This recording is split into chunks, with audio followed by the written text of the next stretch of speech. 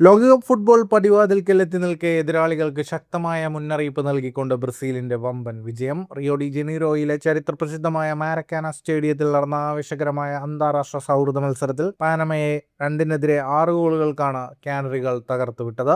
മത്സരത്തിന്റെ തുടക്കം മുതൽ തന്നെ ബ്രസീൽ പാനമ പ്രതിരോധത്തെ സമ്മർദ്ദത്തിലാഴ്ത്തിയിരുന്നു. കളി തുടങ്ങിയ ആദ്യ മിനിറ്റിൽ തന്നെ വിനീഷ്യസ് ജൂനിയറിന്റെ ഗോളിൽ ബ്രസീൽ മുന്നിലെത്തി. എന്നാൽ കളിയുടെ ആദ്യഘട്ടത്തിൽ പാനമയുടെ മൈക്കൽ മുറിയിലോ എടുത്ത ഫ്രീ കിക്ക് ബ്രസീൽ താരം മതേസ് കുഞ്ഞയുടെ ശരീരത്തിൽ തട്ടി സ്വന്തം വലയിലേക്ക് കയറിയതോടെ മത്സരം 1-1 എന്ന നിലയിലായി. എന്നാൽ ഈ തിരിച്ചടി ബ്രസീലിനെ കൂടുതൽ ശക്തരാക്കുകയാണ് ചെയ്തത്. പരിചയസമ്പന്നനായ മന്ദിര താരം ഗസമീറോയിലൂടെ ബ്രസീൽ തങ്ങളുടെ ലീഡ് തിരിച്ചു പിടിച്ചു. രണ്ടാം പകുതിയിൽ പാനമ പ്രതിരോധത്തെ പൂർണ്ണമായും തച്ചുടയ്ക്കുന്ന കാഴ്ചയാണ് മാരക്കാനയിൽ കണ്ടത്. പാനമ വരുത്തിയ പ്രതിരോധ പിഴവ് മുതലെടുത്ത് യുവതാരം രായൻ ബ്രസീലിന്റെ 3ാം ഗോൾ നേടി. തൊട്ടുപിന്നാലെ ലൂക്കാസ് പക്കറ്റയുടെ ഷോട്ട് കോർഡബയുടെ ശരീരത്തിൽ തട്ടി വലയിൽ കയറി.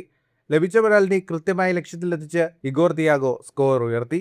ഒടുവിൽ മത്സരത്തിന് അവസാന നിമിഷങ്ങളിൽ മനോഹരമായ ഒരു ടേണിലൂടെ ഡാനിലോ ബ്രസീലിന്റെ 6ാം ഗോളും തികച്ചു. പാനമയ്ക്കായി ഹാർവി ഒരു തകർപ്പൻ ലോങ് റേഞ്ചർ ഗോൾ നേടിയെങ്കിലും ബ്രസീലിന്റെ ആക്രമണത്തിന് മുന്നിൽ അവർ അമ്പെ പരാജയപ്പെട്ടു. ലോകകപ്പ് പോലൊരു വമ്പൻ ടൂർണമെന്റിന് ഇറങ്ങും മുൻപ് ടീമിന്റെ ഒത്തിണക്കവും ഫിനിഷിംഗ് മികവും വർദ്ധിപ്പിക്കാൻ പരിശീലകന് ഈ മത്സരം വലിയ സഹായകമായി. ടീമിൽ ഒട്ടുമിക്ക കളിക്കാർക്കും ആവശ്യത്തിന് മിനിറ്റുകൾ നൽകാനും ഈ സൗഹൃദ മത്സരത്തിലൂടെ ആൻസലോട്ടിക്ക് സാധിച്ചു. ജൂൺ 7-ന് ഈജിപ്തിനെതിരായാണ് ബ്രസീലിന്റെ അടുത്ത സൗഹൃദ മത്സരം. ഫുട്ബോൾ ലോകത്തെ കൂടുതൽ വാർത്തകൾക്കും വിശേഷങ്ങൾക്കുമായി സ്പോർട്സ് കഫേ സബ്സ്ക്രൈബ് ചെയ്യുക.